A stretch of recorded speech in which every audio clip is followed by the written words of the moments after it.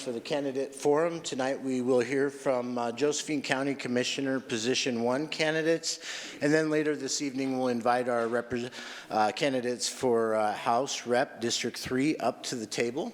My name is Terry Hopkins. I proudly serve as the President and CEO of the Grants Pass and Josephine County Chamber of Commerce. This candidates forum tonight, like many, many years, is presented in partnership between the Chamber and the Grants Pass Daily Courier.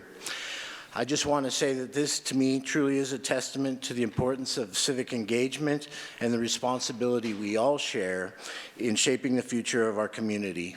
For me, voting is not just a right, but a critical way for me to reach out and have a voice in the policies and decisions that affect our community, our economy, and our families. The choices we make at the ballot box have a lasting impact on the prosperity of our community and as Oregon as a whole. That's why tonight is so important. We're honored to bring together the candidates so that you, the voters, can better understand their values, their strategies, and how they plan to support our community through their positions in elected leadership. I'm honored to be joined this evening by Edith Decker, features editor of the Daily Courier. Edith's career has spanned over 30 years with the Courier, and the Chamber's had the privilege of partnering with her on many of these candidate forums. Edith, if I may, I'll turn over the mic to you and let you introduce our candidates this evening. All right, thank you, Terry, appreciate that. So these are candidates for the County Commissioner Position 1. We're covering Position 2 on another day, in a couple days. So the candidates who are able to come are Connor Kirkpatrick, Colleen Martin, and John West.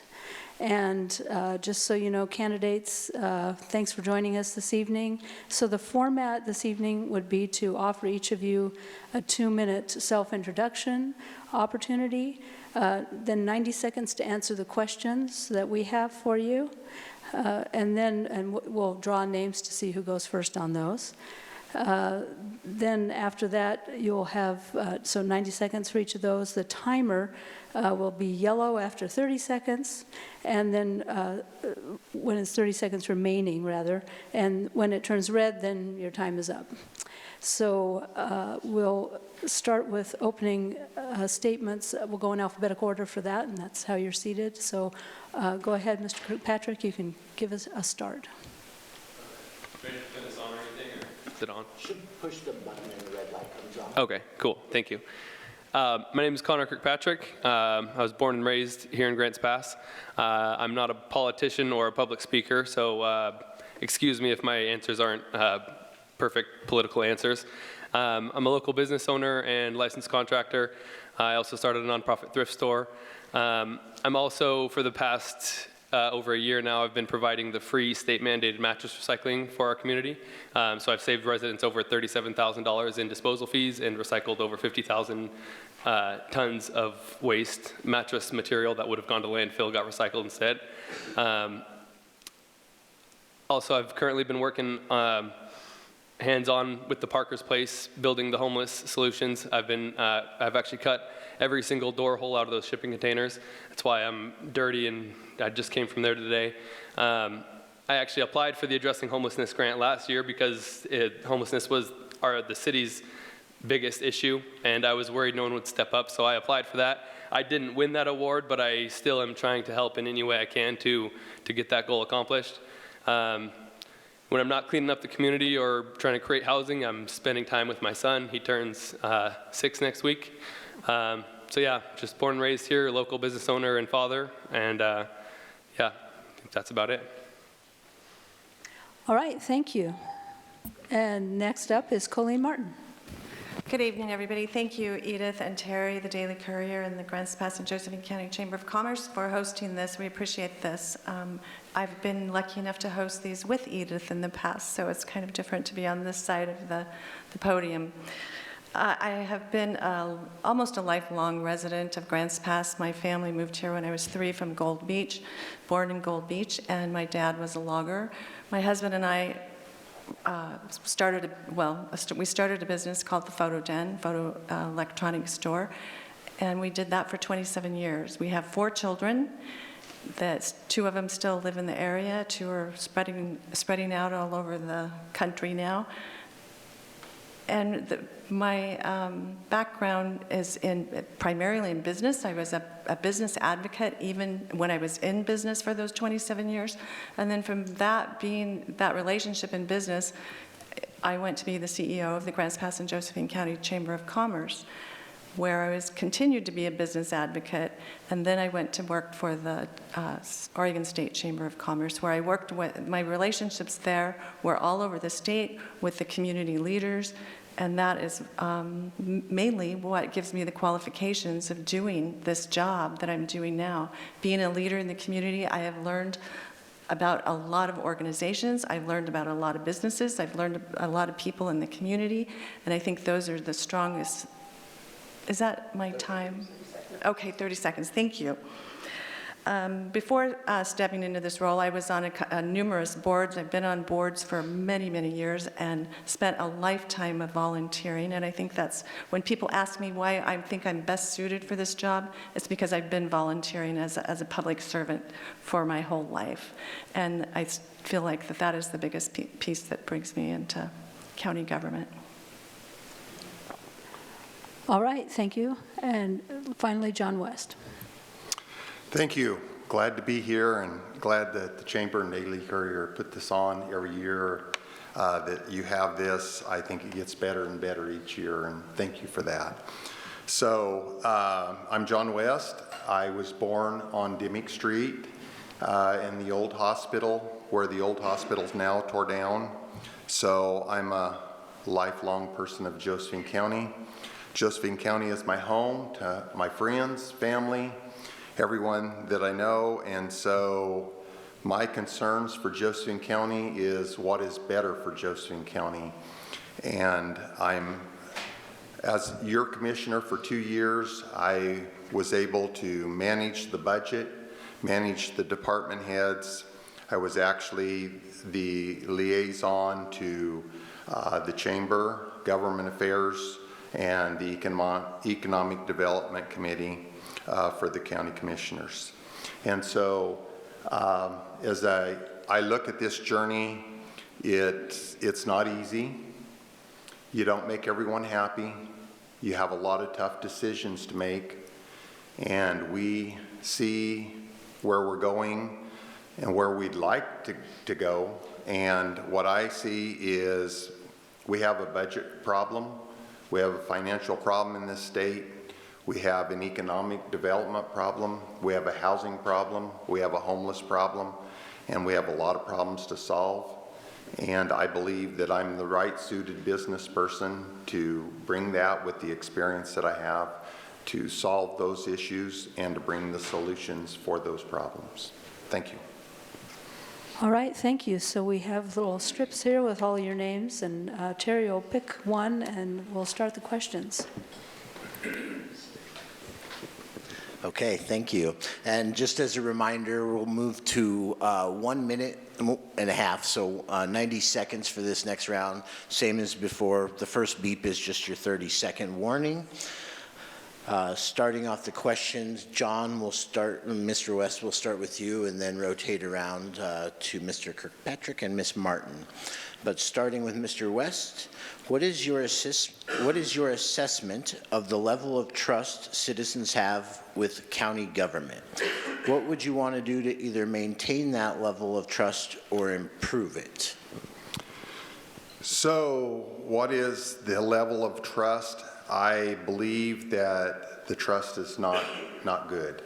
I think that the average citizen, I'll step back. The average citizen doesn't follow government that well, so they read what they hear in tabloids or newspapers and online, and so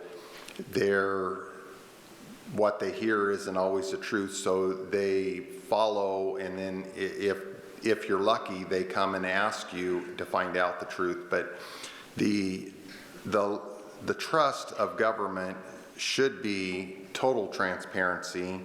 It should, that would begin to help the trust a lot better. And so trust is a big word. And so it's hard to get everyone to buy into what you are bringing to the table, because everybody has their own solutions, but they don't always work. And so trust is just, it's tough. It's tough, but you got to be honest, and you got to be open, and you got to be transparent. And that's how you earn the trust of the people. Great, thank you. And then, Mr. Kirkpatrick, I'll re-ask, but same question. What is your assessment of the level of trust citizens have with county government? What would you want to do to either maintain or improve that level of trust? I think the level of trust with the county government is improving a little bit. I think there hasn't been a lot of trust. I think really when it comes to trust, I think, conflicts of interest need to always be disclosed, whether that's potential or actual. People need to disclose their business relationships and that type of thing. Also, with trust, a lot of it kind of comes down to communication. People feel that there's kind of a disconnect between government officials and the people. One thing I would like that might help build more trust is at the county meetings, you can just do a public comment, but I'd like to see a question and answer to where the board actually attempts to answer the public's questions. Because that way, if someone doesn't trust them, they can come and ask a question and it can get answered publicly. And that could kind of help to rebuild trust in that relationship between the government officials and the people. Because, I go to meetings and sometimes you make a comment and then it doesn't get addressed or just is ignored. So I think it would be really good to have the commissioners publicly answer questions that the public have. I think that would be good. Just being more transparent about everything, business relationships, your business ties and all that. Excellent, thank you. Ms. Martin, same question. What is your assessment of the level of trust citizens have with county government? What would you want to do to either maintain or improve that level of trust? The level of the community trusting government has been very low in the past. I know, and I hear it in the community consistently, that they appreciate what we're doing these last few months since I've been in office. They are really excited about the transparency that we're bringing. We are answering their questions. We're trying to bring back, so if somebody comes to a public meeting, as Connor said, there's this unwritten rule, and I don't know where it comes from, that we are not allowed to have this back and forth conversation. And maybe that's right, I don't know, I can research that. But the point is, we do try to answer questions after that. And the public has been very forthcoming in asking their questions, emailing their questions. And if they don't like something, the most important thing that we can do is communicate the reason why we chose the decisions we made. If they don't know why you made a decision, they can't understand it. And communication is key. You cannot communicate with the public enough. I have some ideas. We're waiting to hire some staffing for the public information officer to task that person with some things that are out in the community that I think are going to make a very large difference in our communication with our community. And just being open and honest with the citizens. If they ask you questions, trying to respond to all the emails. We get a ton of emails, and being transparent with that. All right, on to the next question, and this one will go to Mr. Kirkpatrick first. It is, what do you think is the best accomplishment of the Board of County Commissioners in the last 2 years?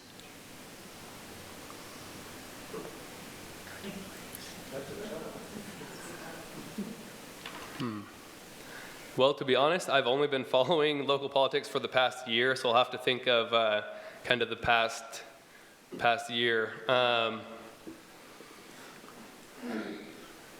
It's a good question. I would say, I'd probably have to say getting the Sheriff's Department fully funded. I think that happened last year. I think that would be the biggest accomplishment, getting back to 24-hour patrols. I think that'd have to be the biggest accomplishment. Yeah, that's it. Okay, thank you. And do you want me to repeat it? No, I think I got it. I Okay. think one of the biggest accomplishments we've made most recently is the airport runway. The airport is an economic driver that's really important to our community, and we don't put enough emphasis on the airport and what it can bring to the community. It's incredible, and I encourage everybody to come to Airport Days in June. I'm not sure the date, but it's in June, one Saturday, and it's a phenomenal event. The second thing, as Connor spoke to, was the district for the sheriff's levy. It gives us some balance, and it gives us a foundation that we badly needed for funding the sheriff's department. This living off of levies every 3 years is a constant drain on the community. It's a constant drain on the resources for the county because they're constantly chasing money, and having resources that are balanced, that are there, that we can build a budget off of is huge. It's really incredibly important. The staffing that we have, I'm very proud of the employees that we do have within the county. I think of employees as an asset. You cannot think of employees as a burden to you. They're an asset. They're doing a really good job. They're working really hard. And anything that we can do to build up staffing to support our staff, I think, is a worthwhile investment. We've sent multiple sheriffs or deputies to academy. We tend to lose them, so reinforcing our sheriff's department and our retention program is incredibly important. Okay, thank you. Mr. West, do you want me to repeat, or you? Sure. What? What do you think is the best accomplishment of the Board of County Commissioners in the last 2 years? So the last 2 years, one of the most important things as a county commissioner is budgeting. If you don't have the money to pay for law enforcement, you don't have law enforcement. If you don't have the money to pay for the programs, you don't have the programs. And so I believe that the Board of Commissioners put budgeting and finance as one of their #1 top agendas. They've made cuts. They've made changes in departments that I think was very important, that was able to help move us on down the road for law enforcement funding, which is very important. They've also set us up for, as some would say, the public works to make sure that our roads are safe and good. The airports has been a definite 100% improvement, the runway. And so we have a lot of room out there for hangars, and that needs to continue because that is a good thing. But I accredit their assets of their budgeting. That is #1. Without money, this county will not survive, or neither the departments. Great, thank you all for that question. The next round of questions will begin with Colleen Martin. Colleen, how do you view the county, and this is specific to the county, how do you view the county's role in addressing homelessness, and what can the county government do to help? Homelessness, as we know in this community, is in a crisis. We're in a major crisis. It's not a city problem. It's not just a county problem. It's a community problem. It's everyone in this single person in this room's problem because we deal with it day in and day out. How we can assist with that is the question. How we can manage that crisis is the question. Can the county manage it? No, not by itself. The city can't manage it by itself. It's a community problem. There's not enough resources that are going to help us to take care of it. I am not supporting taking taxpayers' dollars and giving it from the county to the homeless. I would not support that. But I do support some of the programs that are within the community that are doing work with the homelessness, and I think it's incredibly important what they're doing. I'm excited to see how this works out for the city. They contributed over $1 million to the project that Connor's working on. It's going to be, if that makes a difference in the community, we're going to have more, we can establish more models like that. I've worked with I've been on the board for Mid-Rogue Foundation. We have Foundry Village, which we could use 6 more Foundry Villages. That's transitional housing. We have Evans Place, which is a senior community. It's a home with 6 bedrooms for seniors. We're working on a 36-unit Veterans Village. So there's lots of programs in place. We just need more of those projects. Great, thank you. Mr. West, how do you view the county's role in addressing homelessness, and what can county government do to help? Well, the county's role, I disagree a little bit. This is not a citizen issue. This is a city government and a county government issue. That's why the people put you in office, is to come up with the answers and the solutions. It is not for you to sit back and wait for the citizens to come up with the solutions. So I disagree in that. And when $1 million of taxpayer money was spent, that is taxpayer money. So regardless, that $1 million is taxpayer money.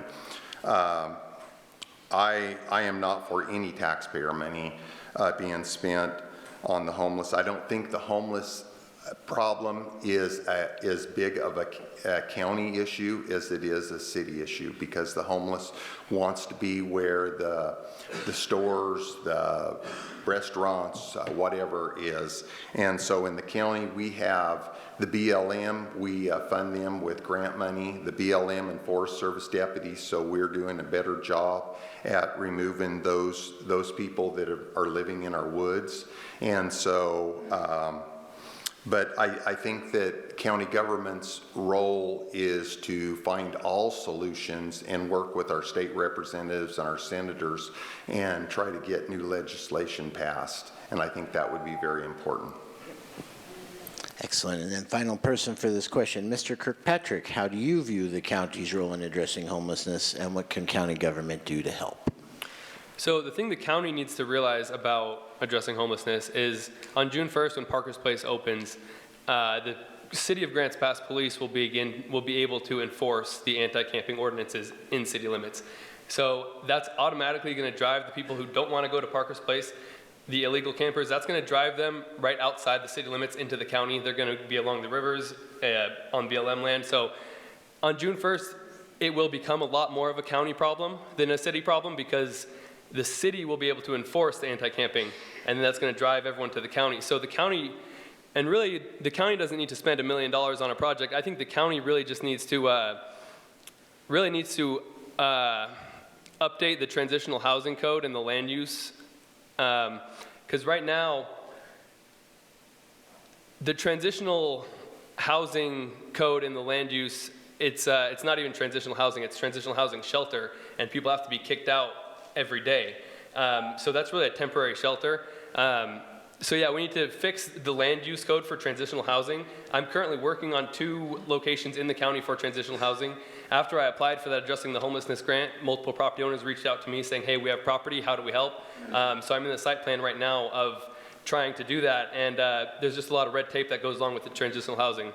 We also need some more permanent supportive senior housing, like the Joy community in Medford, tiny home villages, or replicate the Connex boxes.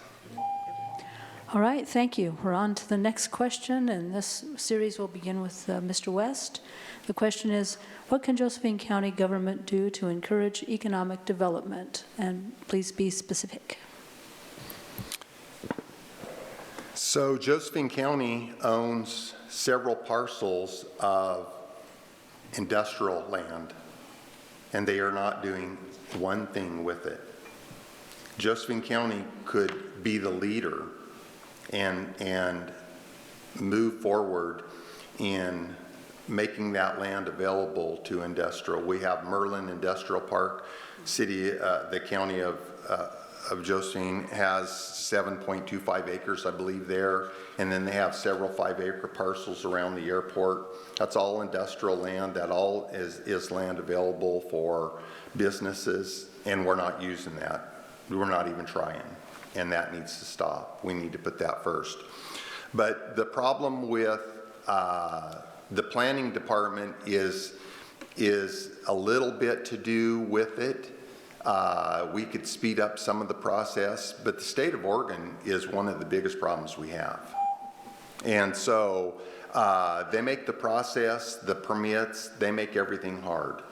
But we need to do everything in our field to taxation, cut taxation, do everything we can to promote businesses to come here and want to stay here and want to be here. But Oregon does not make that easy because we are subject to their rules and their regulations when it comes to building and developing on those lands. And so permits is the #1 issue there.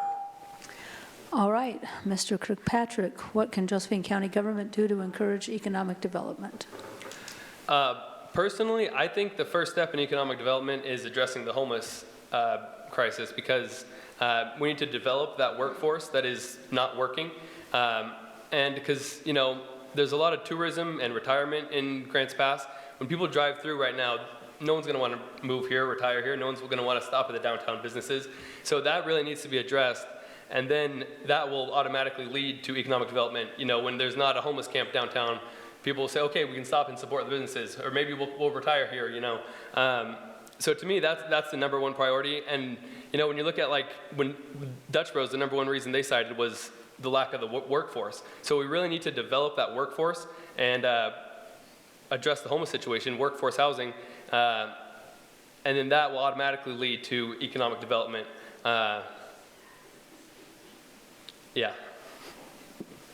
All right, thank you. And Colleen Martin, what can Josephine County government do to encourage economic development? The one thing that we can do, the biggest impact that we can make, is partnerships. Partnerships with the City of Grants Pass. The City of Grants Pass already has an incredible group of tourism that is working with tourism projects. I went to their meeting last week and very excited. They were super excited to have somebody. They've never had anybody come and represent them from the county in the last few years. So they were thrilled to have us there. We can glean off of them. We can share resources with them. That's #1. Of course, the Grants Pass and Josephine County Chamber of Commerce, working with Terry, is an essential part of economic development for us.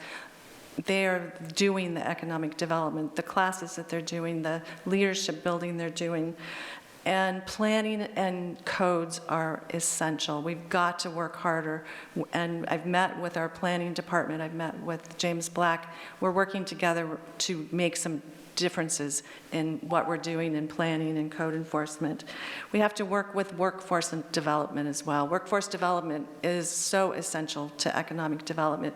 We can't bring in a large company, a large manufacturer to Grants Pass because #1, we don't have the land, and #2, we don't have the workforce to support it. So we can bring in some small manufacturing jobs, some 20, 30, maybe 20, 25 employee types of manufacturing jobs, and I think that's key. Great, thank you. On to the next question, and we'll start with Mr. Kirkpatrick. The county has over 400 employees. Do you have experience managing employees, and do you think that's an important role for this position? Yeah, so, so I'm a local business owner. So I manage employees regularly. Prior to starting my own business, I was an area manager over 3 retail locations for a large company. So I do have some management experience. Probably not as much as my colleagues here. But yeah, I think that's important. It's also important to note that most of the departments have managers, so you're working with other managers to properly manage. But yeah, I do have some management experience, but like I said, not probably nearly as much as my colleagues here. Great. Ms. Martin, would you like the question repeated? Yeah, go ahead. Okay, the county has over 400 employees. Do you have any experience managing employees, and do you think it's an important part of this role? It's an essential part of this role. It's one of the key parts of this role because you are the CEO of a $190 million company, and so managing employees is essential.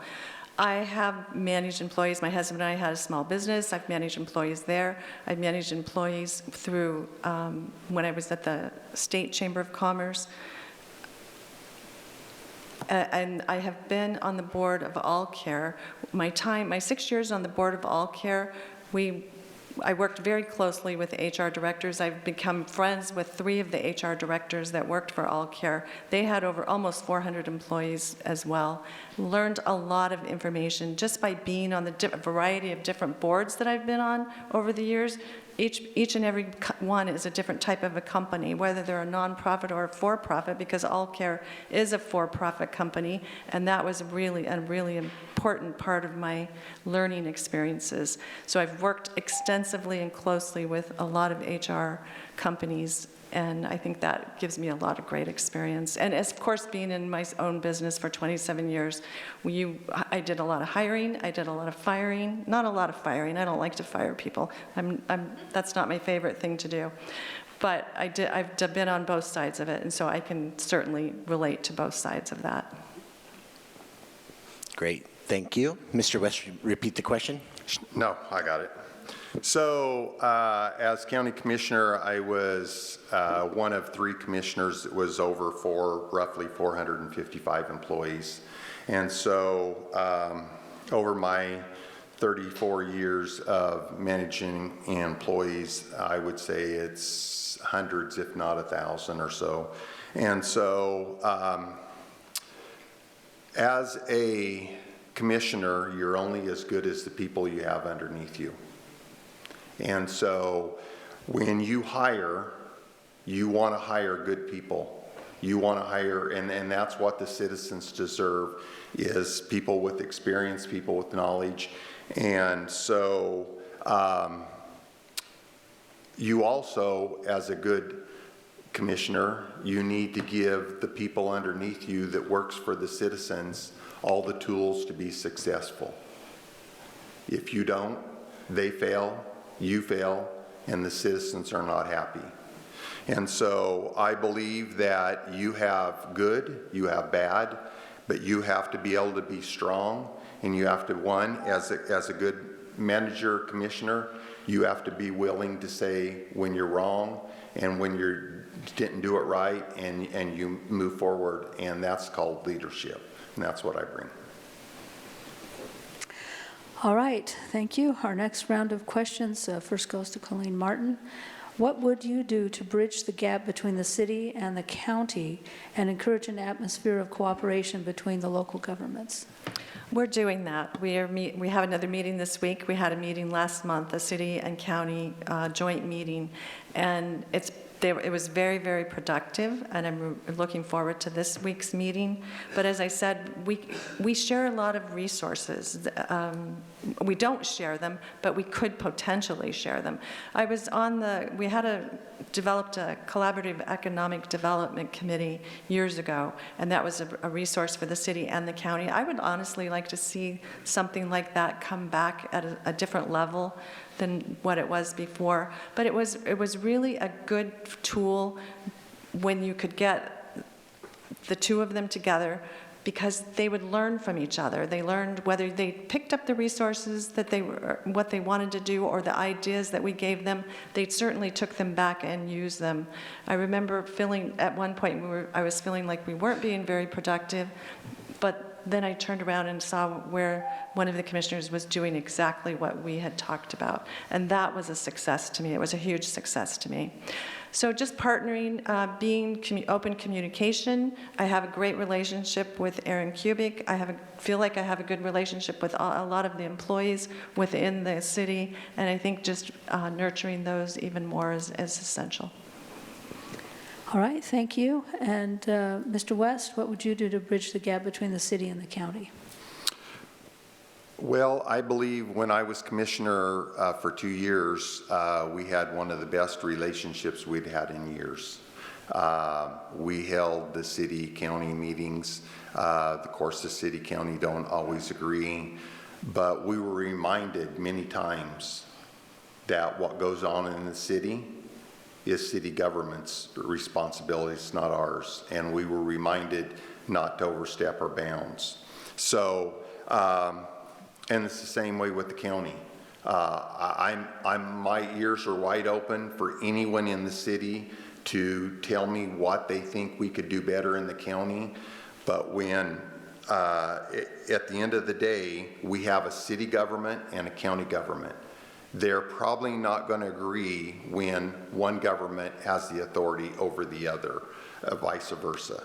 So you have city taxes, you have county taxes, and county taxpayers don't want their money going in for city services and vice versa. So it's a balance. You have to be respectful to one another, and you have to give each other suggestions and hope that both sides work out diligently and work out. And I think we did that in my 2 years. We were headed in the right direction. All right, thank you. And finally, Mr. Kirkpatrick, what would you do to bridge the gap between city and county governments? Well, like Colleen said, they began the city and county meetings again, which is great. I would like to see some agenda items on those meetings. In particular, months ago, Mayor Scherf mentioned MERL funding, Moderate Income Revolving Loan. And that's something that the county needs to partner with the city. The county needs to be on board with that before the city can even get those funds. And so that's, I think, important. I mean, that's why a lot of money from the state doesn't come down here, because it requires collaboration between both governments to bring that money from the state down to Josephine County. I mean, the money's already being given away to other counties, and, you know, we're not even talking about it down here. So, Colleen, can we get that on the agenda for tomorrow? I'll work on that for you. Yeah, I think that would be, and I think if there was a way to, maybe if citizens could, if there was a way that the public could communicate with those city county meetings, maybe if they were public with public comment, that would be cool, maybe. Yeah. Great, thank you all.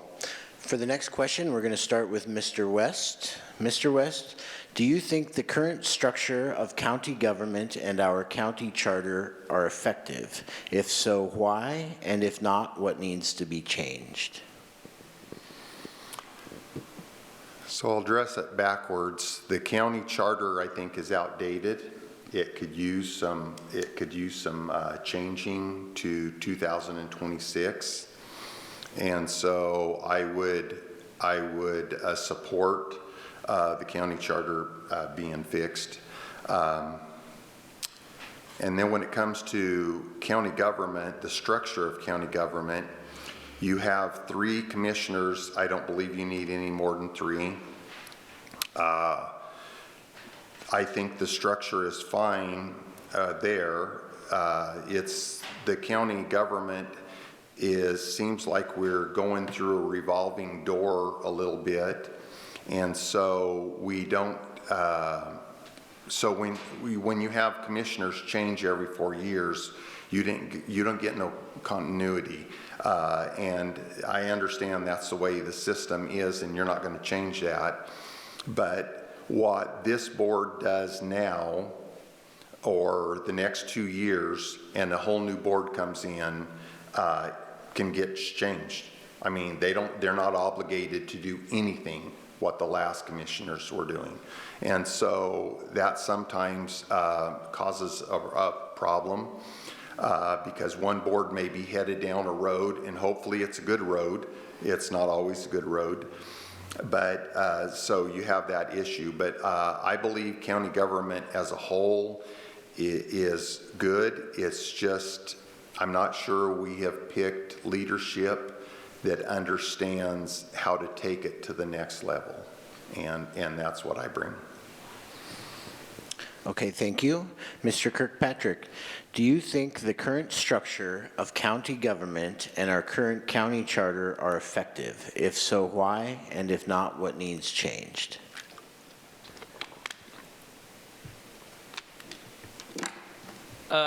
Yeah. So I think the structure is okay. I don't think that the county can necessarily would want to afford to pay more commissioners. But sometimes when there's an issue, it seems like just 2 commissioners can kind of team up and get whatever they want done and kind of disregard the 3rd commissioner, with there only being 2 or 3. So that's one thing I've seen in meetings, is it's kind of like, well, it doesn't matter what the 3rd one thinks if we agree. So But yeah, I'm not sure if the structure would need to change. I know there was, people talk about going to 5 commissioners with a county manager, but that just, I think, is more expensive and just grows the government, and I don't think that's needed. I think the one thing that really should change is the regulations and the red tape, like Colleen had to do at the land use hearing today. She had to, approve the appeal versus and go against what staff said.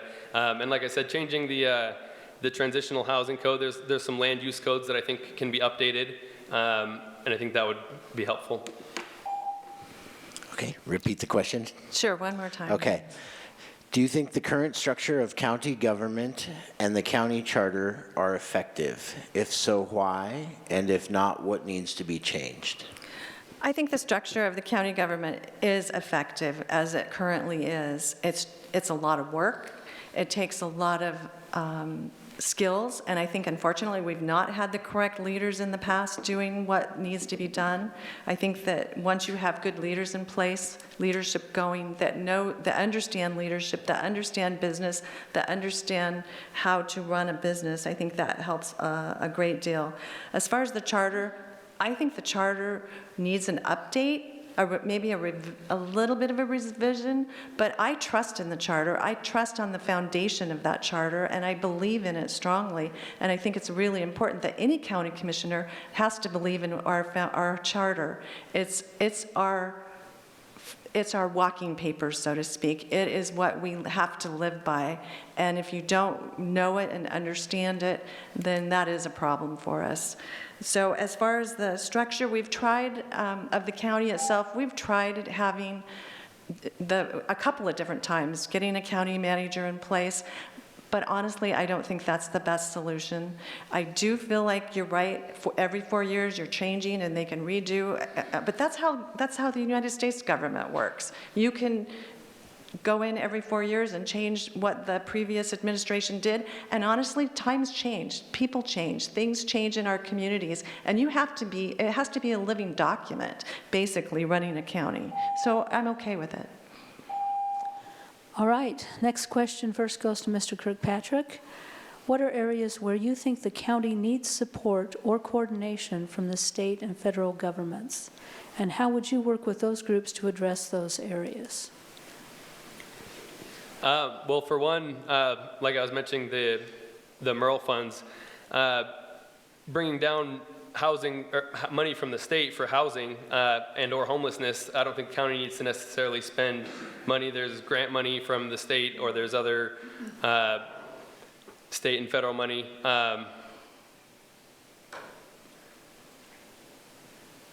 So yeah, I think it's important to identify grants that the county needs, and whether it's federal or state, and go after those grants or other funding sources. Yeah.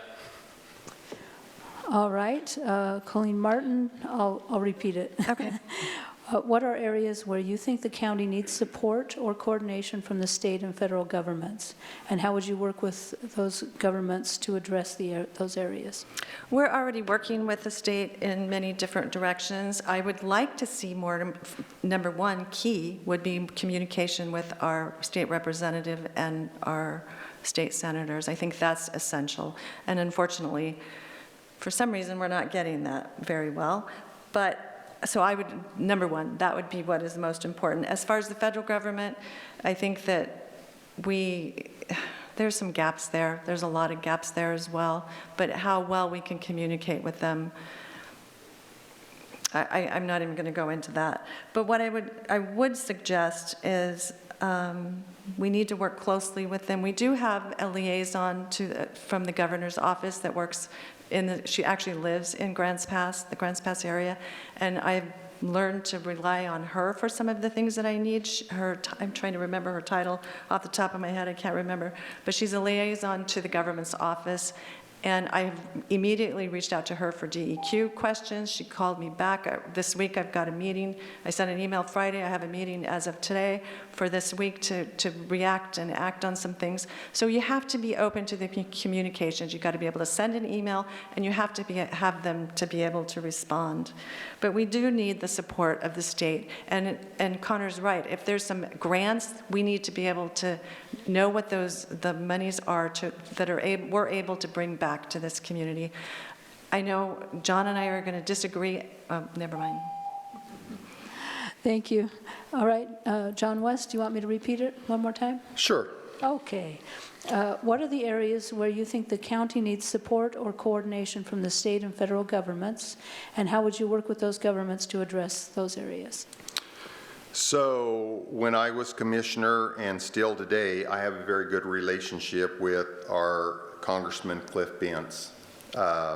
And so I have a great relationship with Noah Robinson and Dwayne Junker, our state representative. And I've never found that as commissioner that when you reach out to them, they'll get back to you.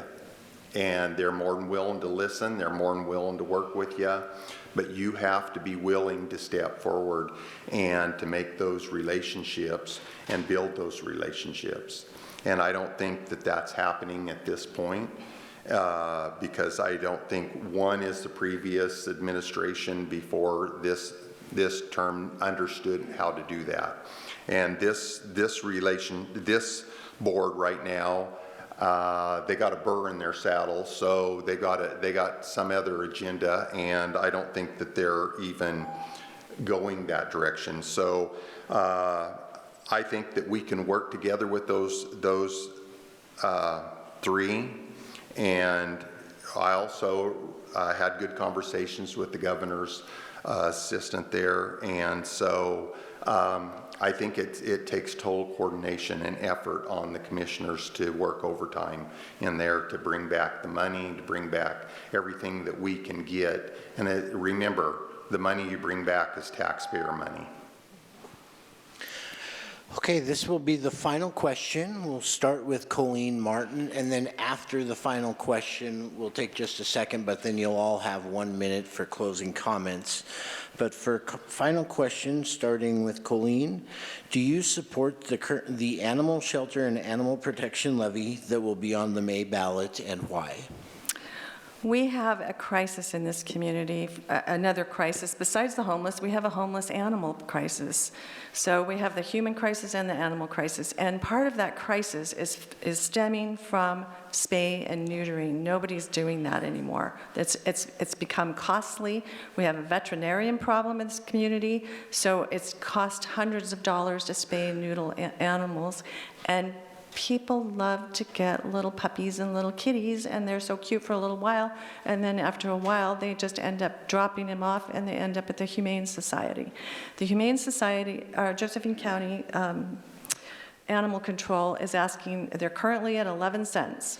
They're asking for 5 cents more, and that will help them work through getting some of the spay and neutering. They don't have an adequate space where they're at now. That building's been there since the 1960s. So the short answer to your question is I do support that. I support anything that is going to help that animal shelter get back on their feet. They are working incredibly hard out there. And it's as serious as our homeless problem. If you look around with cats in neighborhoods, feral cats, when you go on a walk, you'll find cats, you'll find lost dogs. Yes, I think it's important to support it. Again, John? No, I think I got this. So I support the animal shelter 100%. What I don't support is raising taxes because there's no reason to raise taxes. The county government has the money. We need to take money that we have and not put into hiring more people and move it into infrastructure. So we would help that animal shelter. The county commissioners have usually $1 million to $1.1 million budgeted in what they call general government. They could take out of that fund today, not a mid-year budget adjustment. They don't have to. That is their own fund. They can take out of that and they can move money to the animal shelter, which is called a crisis, and address it today. You don't know if the citizens are going to want to raise taxes or not. So get ahead of the program, get ahead of it. And so we've been trying to convince the commissioners not to spend money like $68,000 of joining a membership of ONC counties. We get nothing for it, zero. We could take that $68,000, move it to the animal shelter. We just can do better. We can do better for the animals. We can do better for the people at the animal shelter. 5 cents, Commissioner Martin agreed with me in a WBS that 5 cents isn't enough. So why are we not asking for enough? That would be my question. Excellent. You want me to repeat it, Connor? So I spoke at the meeting when they brought up the animal shelter, and so I think no one wants more taxes, but it's a really small increase, and it's a needed increase. The county's required to support the animal shelter, so the money would have to come from somewhere. And like I said, it's a lot smaller than the previous. There was a previous animal shelter that was a lot higher. It's a really small increase, I believe. But also on that note, I brought up at the meeting that maybe there'd be an opportunity for the animal shelter to partner with the jail, and the jail could take some of the hard-to-adopt animals like the skittish cats or the dogs that are kind of on their way out, and the inmates could help rehabilitate these animals or take care of these animals, get them more used to people. Programs like this work across the nation, and it reduces inmate violence. It also opens up the door to other funding. You could access inmate welfare funds because it improves the lives of the inmates. And then it also would open the door to more federal grant funding for both the jail and the animal shelter. Okay, thank you.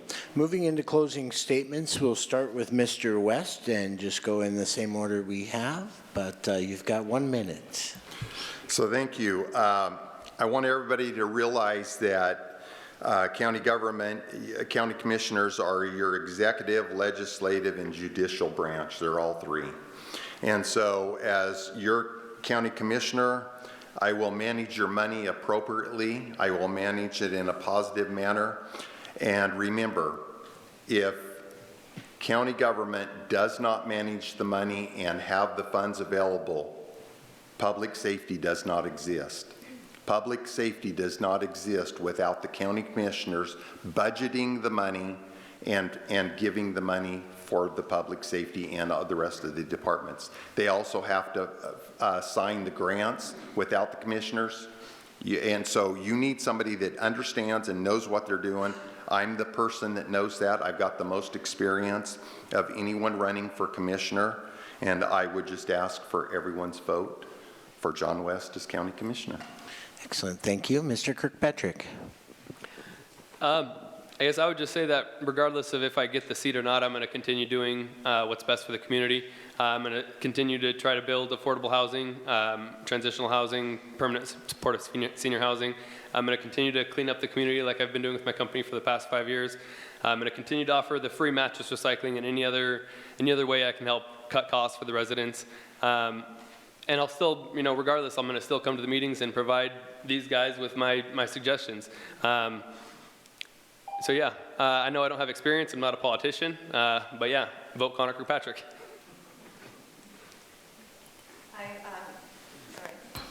Thank you. I appreciate you coming, Connor, and I will answer your questions. So my mother taught me kindness and to never speak badly about other people. Treat people the way you want to be treated.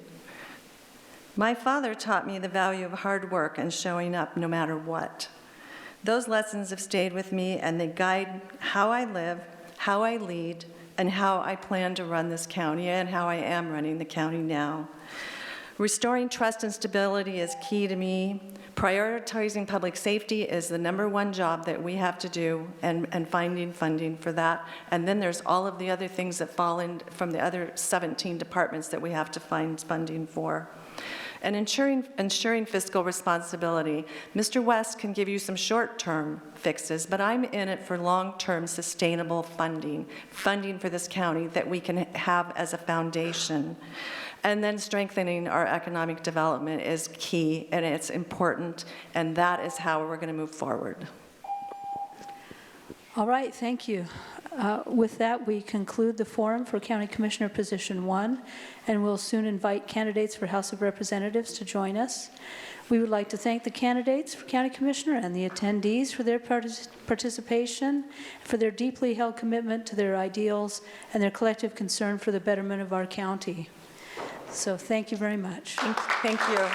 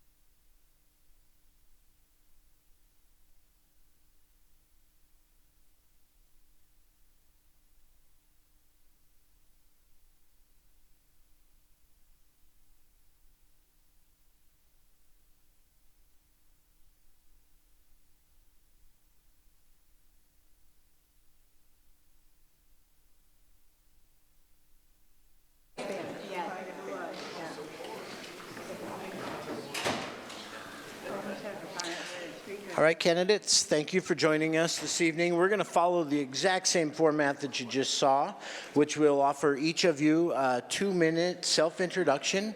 We'll go into a series of questions where you'll have 90 seconds each, and then 1 minute for closing comments. The timer is going to be green. When it goes yellow with 1 beep, that's your 30-second warning, and then red, you are done. If I could introduce our candidates this evening representing House District 3. We have with us Seth Benham, Susan Fisher Mackey, and Representative Dwayne Yunker.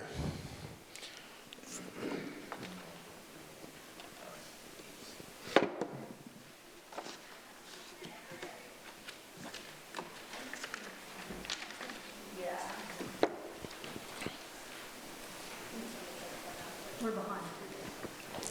Got to make it random. Drawing it out of the hat. Okay, we're going to start self-introductions with Susan Fisher Mackey. If we could start, give us 2 minutes. Good evening, everyone. Thank you to the Chamber. Thank you to our Daily Courier. I'm Susan Fisher Mackey. I grew up in Medford, which may not seem like a natural place to start a conversation here in Josephine County, but what it means is that I know that a little rivalry and a lot of hometown pride are what makes Southern Oregon so special. I was shaped by Sundays in the Applegate with my grandparents, fellowship at faith communities that centered community service, and experiences in both public and private schools. Watching my mom's work as a nurse taught me the value of hard work and for caring for others, and that's where my roots as a Democrat come from. It was her union job that provided our family financial stability. My professional work has focused on direct service to children and families, community building, and I've owned 2 small businesses. My work in Josephine County started 15 years ago, and after meeting my husband, Jason, this has been home. We're raising our 2 children here, and we're supporting our parents as they age. I'm old school. I believe that the most qualified person should get the job. My character, my breadth of experience, and the results I've supported in this community set me apart as the most qualified candidate to be our representative. I've stepped into this race because our representative is not doing their job if their energy is focused on pointing out deficiencies, priding themselves on saying no, but not contributing to the work of improving things. I'll bring solutions forward, some of that based on my own lived expertise, but much of that from being connected to you, those who live and work here.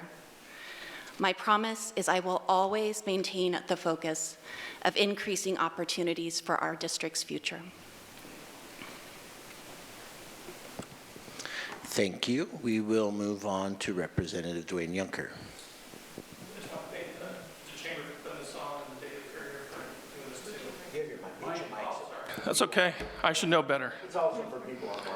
Yeah. I'm running for state representative because Josephine County needs strong, consistent leadership now more than ever. Right now, Oregon is under one-party control, from the governor's office all the way down to the state agencies. And the results speak for themselves. Costs are rising, businesses are under pressure, and our education system continues to fail. In fact, Oregon ranks 48th in education and 47th in business friendliness. That's not acceptable, and it's not the direction we should be heading. That's why I stepped forward in the first place. That's why I'm running again. When I got to Salem, I didn't go there to go along. I went there to be strong. And I built one of the strongest conservative and freedom-based voting records in the state house. Standing for lower taxes, small businesses, public safety, and the values matter here at most. And my record speaks for itself. It speaks with the relationships I've built across the aisle.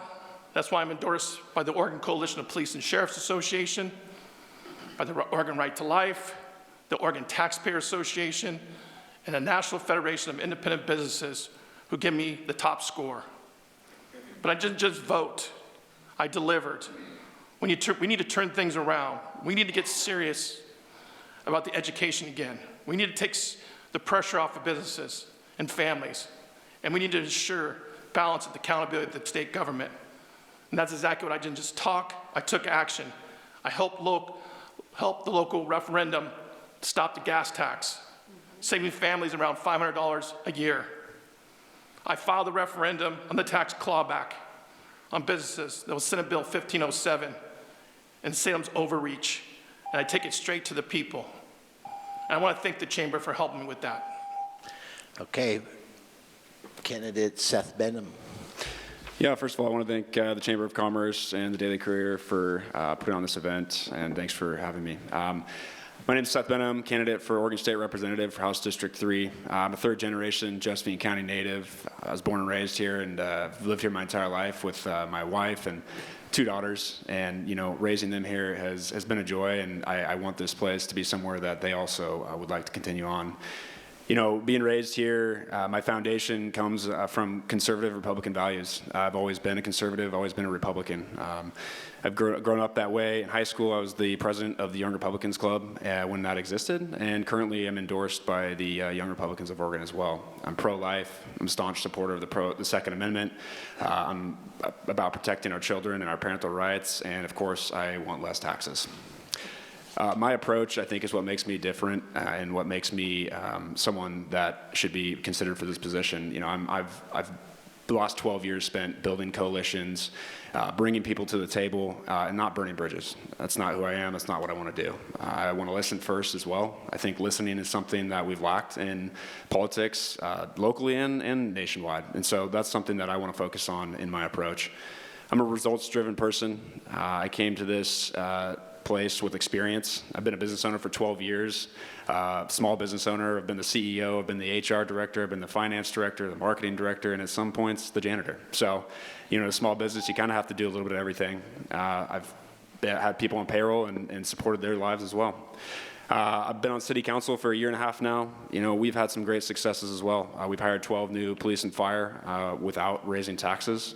We've updated city ordinances to support law enforcement, and we've made progress on the homelessness crisis, albeit painfully slow, and it's not an easy road, but we have made progress and we will continue to do so. So thank you.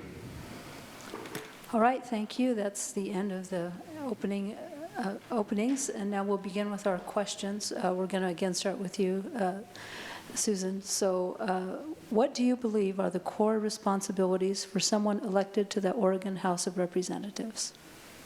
Thank you. So the core responsibilities for someone serving as the representative for House District 3 is, 1, to make sure that you are following the Oregon State Constitution. 2, to make sure that you are contributing to processes of looking for new legislation that is going to move forward the ideas of every voter in your community. And from that, that means that 3, you need to be connected to your community. You need to have respect for every voter, regardless of which zip code they live in, what stage of life they are in, or what side or point along the political spectrum they are from. As representatives, you also have the opportunity and the responsibility to set the state budget. And I believe that beyond the legislative session, we talk a lot about that, but there are budget notes. There are ways that you can hold state agencies accountable. I think it's essential to have a representative who understands the ecosystem of state agencies, the processes of rulemaking that come after laws are passed, after budgets are set, so that your representative can lift up your voice and intervene in places where programs are not going well, or to encourage Salem when things are actually benefiting our community members here. All right, thank you very much. Dwayne Yunker, what do you believe are the core responsibilities for someone elected to the Oregon House of Representatives? Thank you. Under the Constitution, there's one thing that's the core, and that's to balance the budget. That's my core responsibility as a state representative. It's not to pass laws first. It's not to do anything else. It's to pass a balanced budget. And that's why we do that every year. Even on the short session, we rebalance the budget. But I think there's more than just balancing the budget. I think there's about fixing things that are wrong with our budget. Our budget is $140 billion. It's doubled in 10 years. If you count inflation, it should be $107 billion. And this is what an idea I have for next session, because we're already preparing for next session for legislation, for laws. And this is what I'm going to have: results-based budgeting, budget that's tied to performances, because we have a performance, and a lot of our agencies are not meeting them. This is a simple idea. State-owned agencies only get funded if they meet clear, measurable outcomes. Set performance targets. Graduation rates, homeless reduction, requires annual reporting to the legislature and allows funding cuts if reallocated if the goals are not being met. If it's not working, it shouldn't keep moving forward. It should be gone. And that's not what's happening in Oregon. We keep funding bad legislation. Thank you. All right, thank you. All right, Seth Benham, what do you believe are the court's responsibilities for someone elected to the Oregon House of Representatives? Yeah, I think the core responsibilities, number one is strong leadership. This is not a position to be taken lightly. You represent a lot of people. You represent people across Oregon, but you also represent people locally. And so I think that, like I said, representing Oregon is a piece of it, but also focusing on our district and making sure that our needs are being met as well, and that our voices are being heard in Salem. And that comes in a lot of different ways, through legislation, through building coalitions, and making sure we have the right connections with state departments and other things like that. I think, it requires strong communication, not only within Salem, but also within our local community, with the constituents, but also with other elected officials. I've seen it firsthand. Just the lack of communication, the lack of willingness to work together, whether it be from city council, commissioner, up to state rep, senate. I think we need to also stand strong in our values. This is a bipartisan, this is a partisan position, so we have to stand strong in values when we're in Salem, but we also have to be willing to listen to other people, even if we disagree across the board, just taking that time to listen. And then, of course, hold the state accountable, set the budget, balance the budget, and make sure, we're not overspending. And, at the end of the day, hopefully bring taxes down. Obviously, the state of Oregon is in kind of a crisis mode right now when it comes to livability and taxes and the cost of living. So we need to work on that. Excellent. The next question, we're going to begin with Dwayne Yunker. Mr. Yunker, District 3 includes some of the poorest zip codes in Oregon.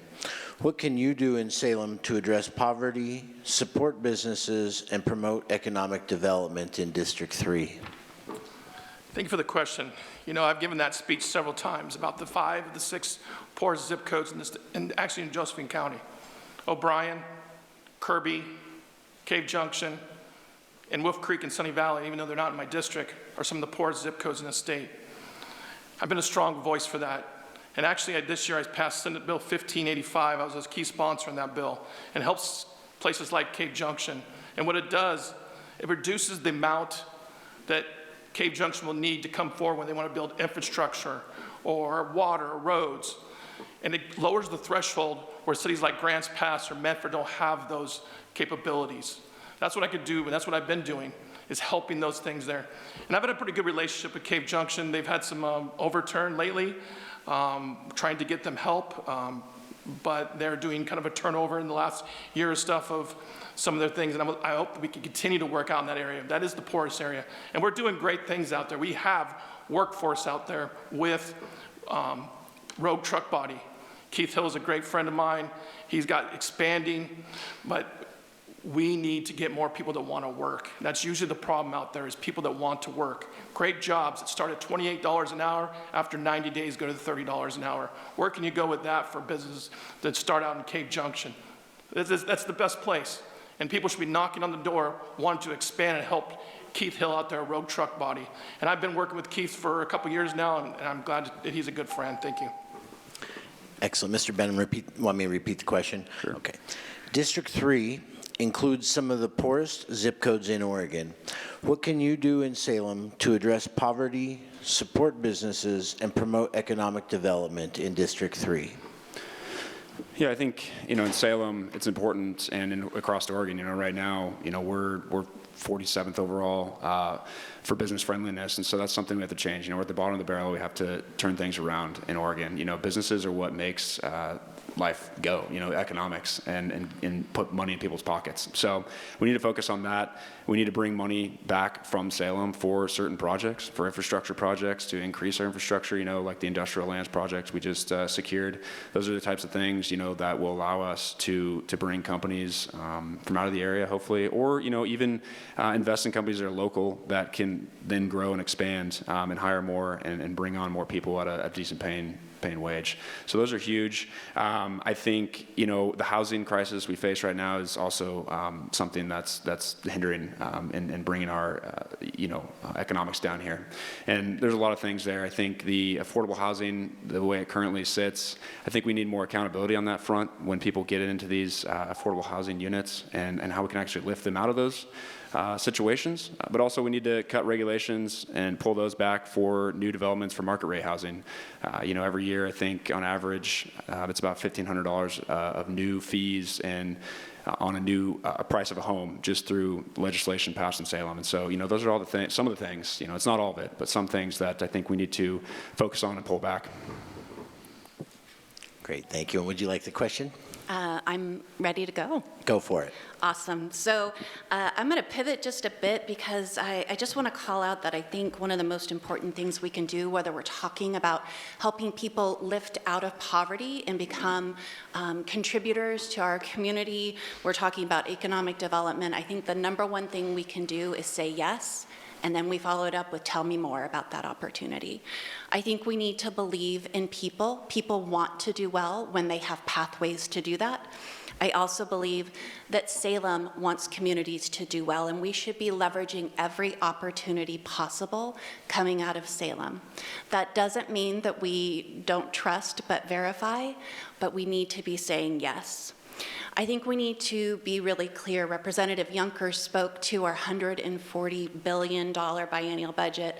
We are about to see massive decreases in federal funding to our communities. And regardless of how you feel about that, what that means is we're going to see poverty increase.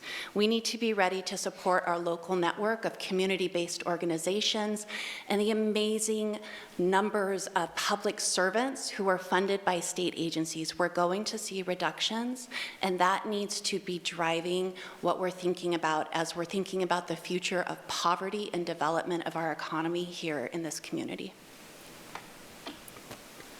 All right, thank you. We're on to another question. We'll begin with Mr. Benham. Do you believe that compromise is necessary or desirable for policymaking?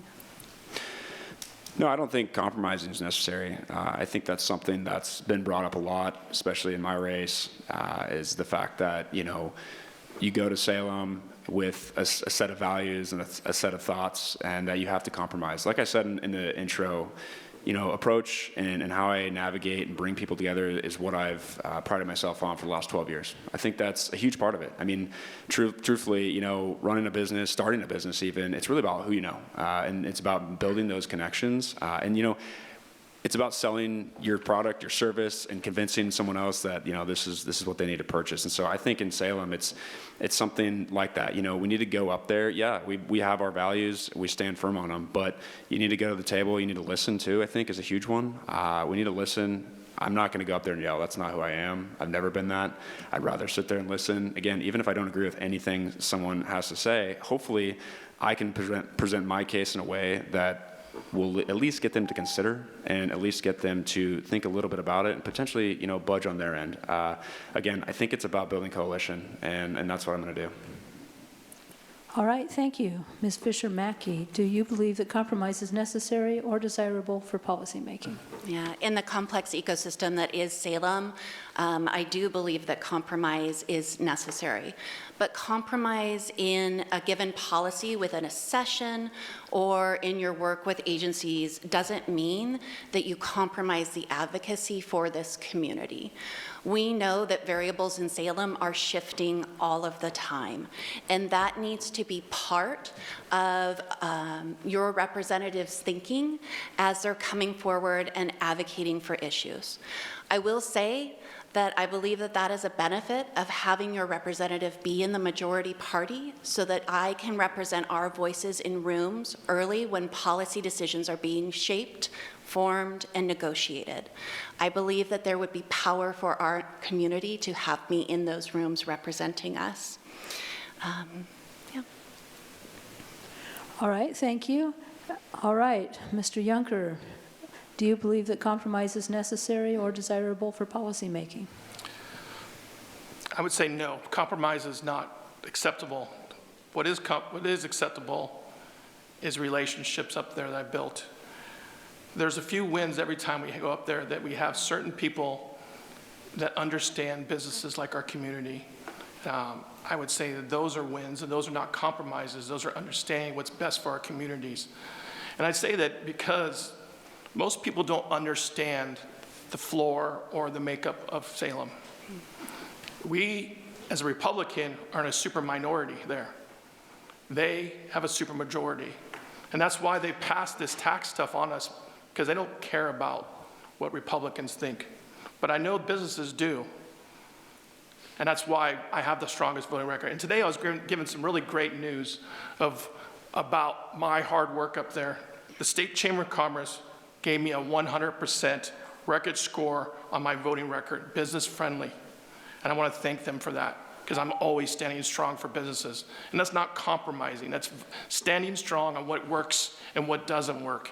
And we know what's not working in Salem, and we know what's not working in Oregon, is the bad policies coming out of Oregon. Like we've all talked about it. Democratic policies are killing this state. Today I looked at the Oregonian. Oregonian, we are 6% higher than every other state when it comes to retail vacancies in this state. And it's probably more in Josephine County. And I know I'm running out of time, so I'll stop. Okay, thank you. We'll start the next question with Ms. Fisher-Mackey. If you knew you could get one bill passed in the upcoming legislative session, what would that bill be? If I could get one bill passed in the upcoming legislative session, it would be to comprehensively support families during the perinatal period, from the time that they find out they're about to have a baby till just after 1 year of birth. I think as we look at our state and our nation's economic future, we know that the return on investment when we invest in the health and the connection, the stability of families, that helps children grow into healthy, contributing members of our society. I think in order to do that, our state would need to invest in traditional health workers. They would need to take a hard and fast look at the administrative burden for our local providers of those services. And I think that it would also require a welcoming in of families so that we destigmatize getting services in that really important period of a family's life. Excellent, thank you. Mr. Yunker, if you knew you could get one bill passed in the upcoming legislative session, what would that be? That would be my taxpayer transparency dashboard. I already got it ready for next year. Public, easy-to-use website showing exactly where your state money is going, down to the project level. What it does, it lists all funded projects, tracks progress, outcomes, show cost overruns and delays. Simple. If you're paying for it, you should be able to see it. In Oregon, in the state legislature, we keep funding projects that keep changing prices. Abernathy Bridge, everything keeps adding up. We need transparency. Instead of just keep throwing money at them, taxpayers need to know where our money is going. There is waste in so much out there. Waste in Oregon Health Authority. Oregon Health Authority is 1/3 of the state's budget. There is so much weight in Medicaid fraud. There's so much fraud in so many different things. And it's your taxpayer dollars. You should have accountability of where every taxpayer dollar goes every day. That's why our budget's so bloated, because we're not doing accountability of where our money's going. Thank you. Thank you. And Mr. Benham, if you knew you could get one bill passed in the upcoming legislative session, what would it be? Yeah, so if I get elected to this seat, first off, I would want to not necessarily look at passing legislation, rather look at what legislation currently exists and how we can kind of take some of that back, repeal some of that, and pull back. And so some of those would be obviously House Bill 3115, which has already been attempted multiple times, but we need to continue to work on it. And this is the bill that puts cities like Grants Pass where we are with the homeless crisis. It ties our hands regardless of what people want to think. We still have to follow state law. And so that is one bill that I'd want to repeal. Also, the CAT tax, the corporate activity tax, that's a 0.5% tax on any on your gross receipts over $1 million. So that's if you make $1 million, but you have $700,000 in expenses, you still get taxed on the million, which is crazy. If you've owned a business, if you own a business, you know how much that is. And we currently rank 49th overall in corporate tax, so we need to repeal that. And then also we need to repeal the death tax. We have the lowest exemption in the United States currently, which means we're the worst. So anything over $1 million, you're taxed upwards of 16% on, and that's just for passing away, unfortunately. And that's all your assets. And nowadays, with the costs of everything and how much things are evaluated at, it hurts. It hurts the middle income families, and so we need to repeal versus focus on versus adding to it. All right, thank you. For our next question, we'll begin with Mr. Yunker. The question is, what strategies or resources have you used or would you use to stay connected with constituents to ensure their voices are heard? Great question. What I do right now is, if you go on my website, on the state website, under OLIS, you can find my name, every representative's name's there. And you go on there and you ask for my newsletters. We try to put out newsletters pretty often. Sometime we're in session, it's every couple of weeks, sometimes weekly. We put those newsletters out. We're still putting them out right now. What things are going on in the state, what's coming up, what's not coming up. That's the best way to stay engaged with what's going on. There's also on that website, it tells you how to contact your legislator. You can go on there, you can write an email to me.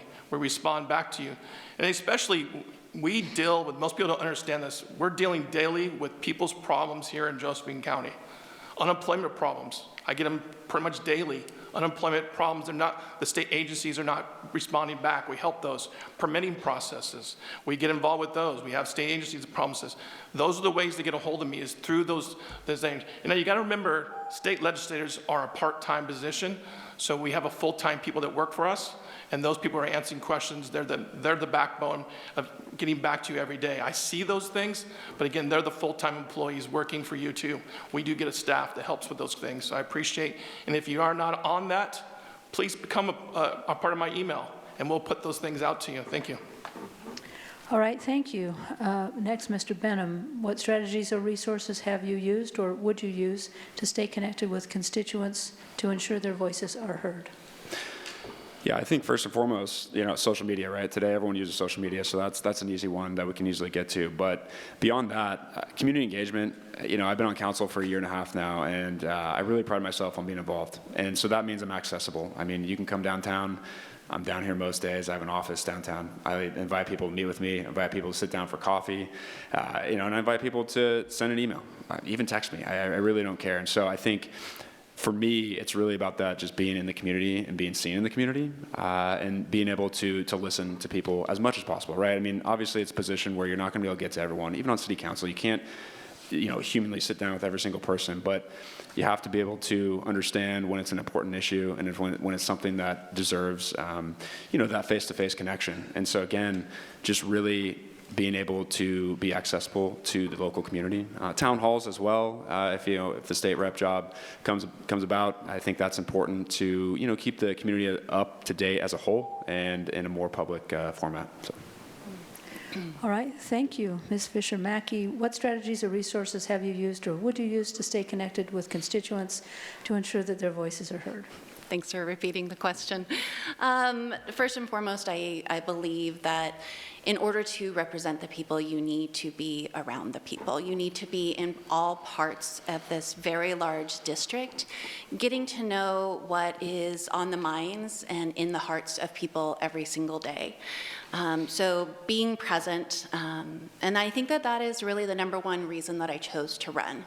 As I listen to my neighbors, as I listen to businesses, as I listen to public servants, they were continuously talking about the lack of connection to our current representative, and something needs to shift with that. I believe that not only is it adequate to receive emails, but you need to respond to emails, and I anticipate that there is a response rate, but I do know that people need to know that you've received their communication. I think that many legislators do a great job with newsletters, and so I think in addition to social media, newsletters, communication with our local and regional papers, that's important. I think also the final piece is that we have trusted boards, committees, councils, district boards that I could be connected with because they really are proxies. They will carry forward your priorities. They will bring up where there are barriers that need to be attended to and opportunities that we want to move forward and say yes to. Okay, thank you. The next question, we're going to begin with Mr. Benham. Mr. Benham, the Chamber has identified workforce shortages, as we hear from our businesses, their top barrier to growth.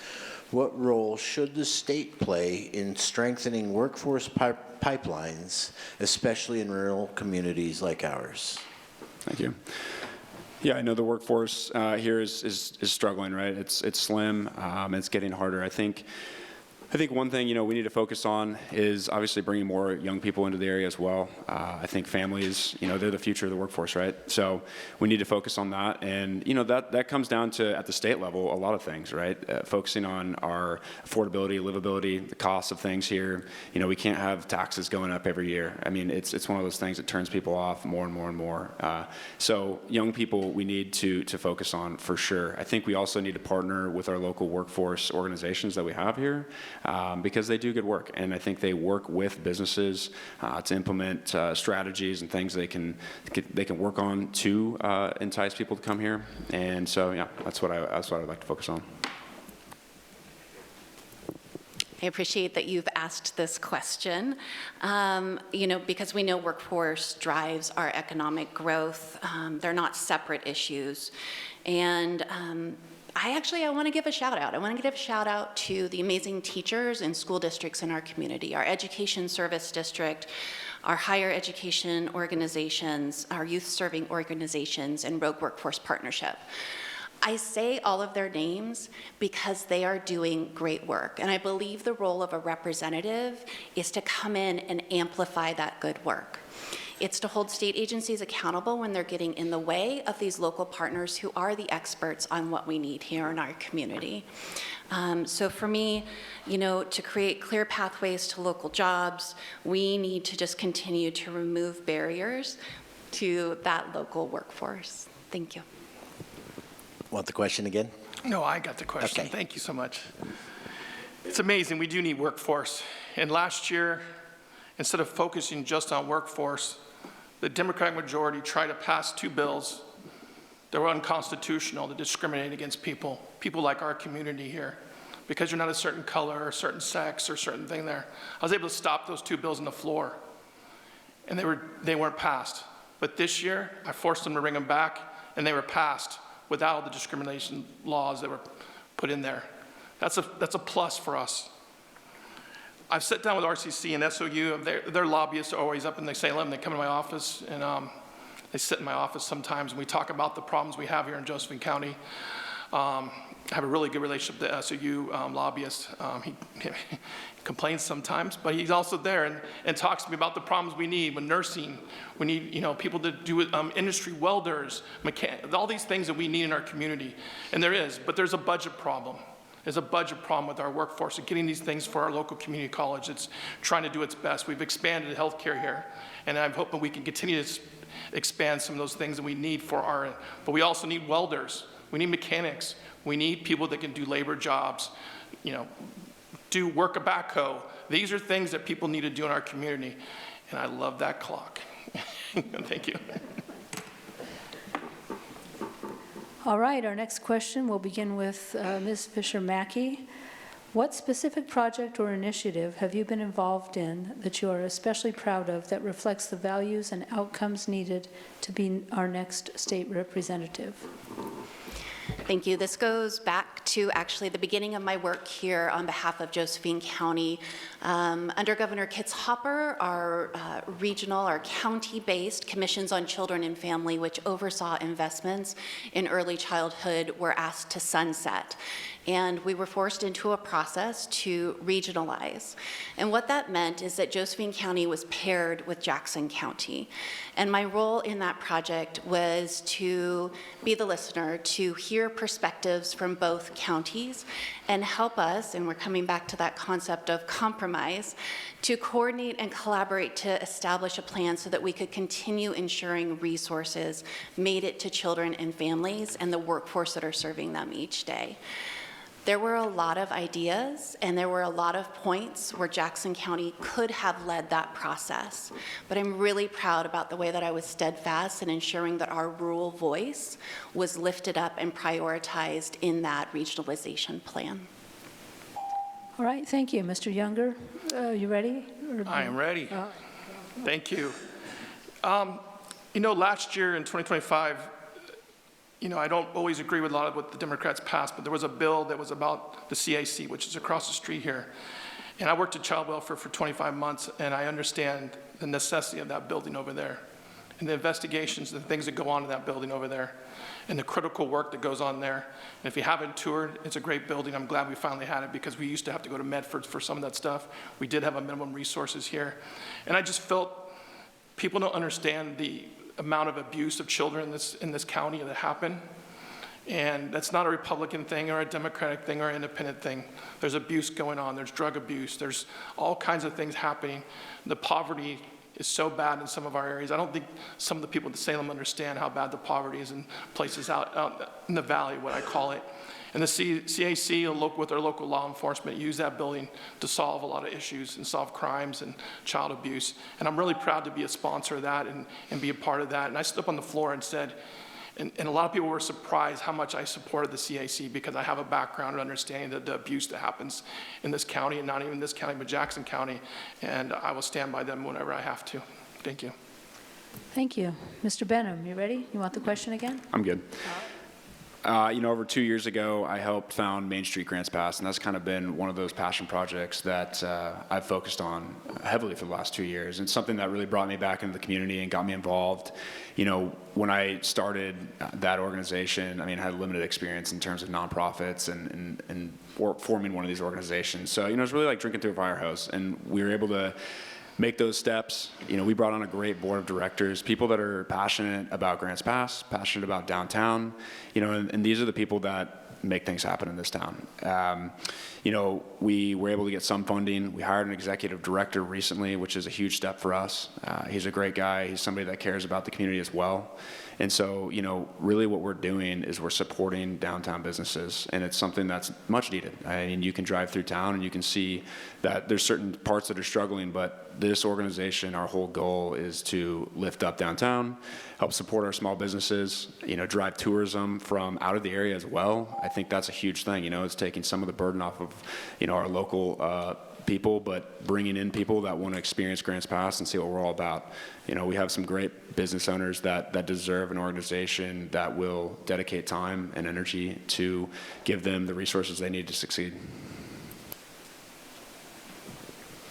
Okay, we will move into the final question. After this question, we will wrap it up with the 1-minute closing statement, and we'll begin this final one with Mr. Juncker.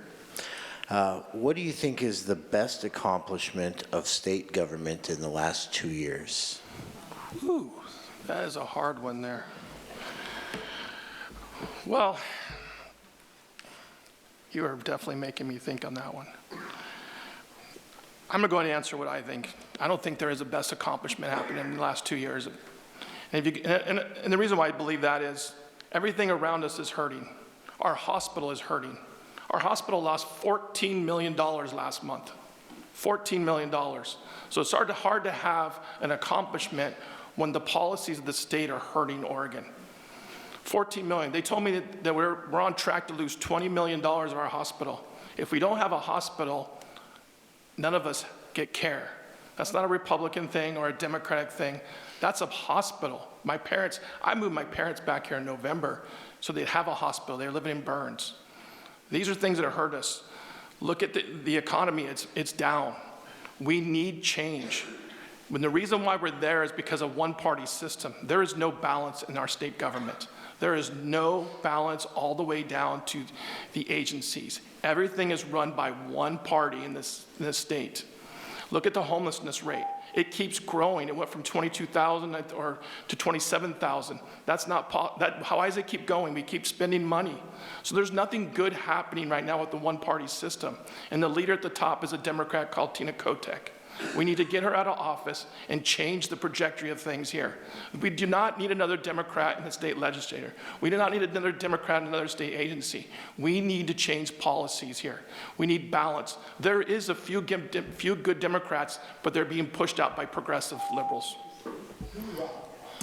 Mr. Benham, would you like the question repeated? Yeah, sure.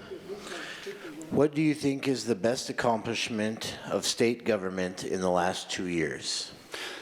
Yeah, I also think that's a very tough question to answer. I mean, it's probably more like the last 8 years. I'm not sure there's really anything to track back to. We've just gone downhill in the last 8 years under the last 2 governors. But I will say, and I don't know if this is necessarily an accomplishment yet. I hope that it will be, and that they will see it through, and it will actually make some positive change. But it's the new Prosperity Council. I think, they appointed a Republican to kind of head that up. I think that's a step in the right direction. And again, whether that'll actually come to fruition with anything positive, we'll see. I think, I'd have to agree that, the Democratic governor, Tina Kotek, she will pick and choose what she wants at the end of the day. So it could just be a ploy to make it look good. But I do have high hopes that at least some positive will come out of that. And she truly will listen to what they have to say in terms of the future direction of the state of Oregon. Thank you. Would you like the question again? Yes, please. Okay. What do you think is the best accomplishment of state government in the last 2 years? I will speak as a parent first, and I was really proud of the House bill that restricted cell phone use within schools. I know that this empowered students to learn more and to attend to their really important work of developing academically and pro-socially. I also think that this has improved the lives of all of our education staff. I just want to reflect back, though, because I wholeheartedly disagree with this concept that the supermajority is the problem. I believe that it's hyperpartisanship. And I think that you cannot say that you are about balanced solutions when your only stool leg is no more taxes. No, we won't partner with you as an agency. And so I would really encourage everyone to know that good is happening and we should be a part of that. Okay, thank you. We will move into closing statements, starting with Mr. Seth Benham. Yeah, I want to thank you all for coming, listening. I think if I were to win this election, my first initiative in Salem is to build relationships, like I said earlier. That would be with the Republican caucus, across the aisle as well, and with department heads in Salem, so that Josephine County and District 3's voice can be heard in Salem. I'm tired of the status quo here in Josephine County. I'm tired of the drama. I've seen it on the last year and a half on city council. I hope that moving forward, the Republican Party in Josephine County can come together with more unity. Frankly, I've seen just unfortunate things occur in the last even 5 months of, my candidacy. And, I hope that we can open our eyes and see that the young people and the young generation of Josephine County don't want anything to do with it currently. And most importantly, I want my kids, I want your kids, and I want the future generation kids to benefit from strong leadership in Salem and across the board in all our elected positions. Thank you. Thank you again for this opportunity. I'll just close by agreeing with Representative Junker that what's happening now is not working. If we look honestly at where we are, Josephine County is falling behind in Oregon, and Oregon is falling behind in the nation. And I think our current elected officials are not producing results. They're moving through the world reactively instead of proactively. They're against saying yes to resources, and they've shown that they don't value collaboration or coordination with our local community. It's created strained relationships, and the difference that I offer is that I know how to work across agencies, across ideas, and I am asking for your vote in moving forward together. Yeah, I just want to correct the record. There was no House bill for the cell phones. It was an executive order by the governor. But let's be clear. We've heard some spin tonight, and now let's look at the record. I didn't go to Salem to fit in.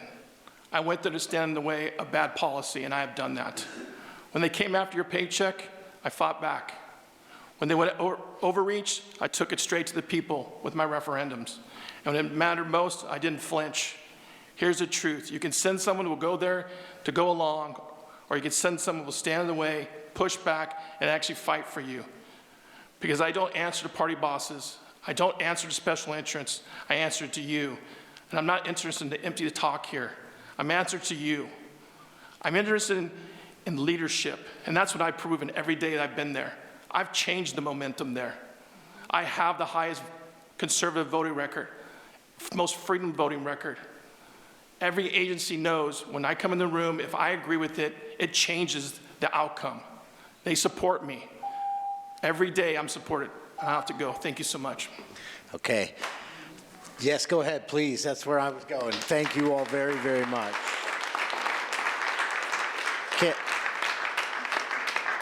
Candidates, on behalf of the Grants Pass and Josephine County Chamber of Commerce, a very sincere thank you for your passion, for your values, for stepping up to put your lives on the line to represent us. And thank you for being here with us tonight. For my neighbors and the citizens of Grants Pass, thank you as well. An engaged, informed community is something that we pride ourselves on. And so whether you're here with us in person tonight or online, a sincere thank you. Remind your friends, your neighbors, your families, get out and vote. Thank you.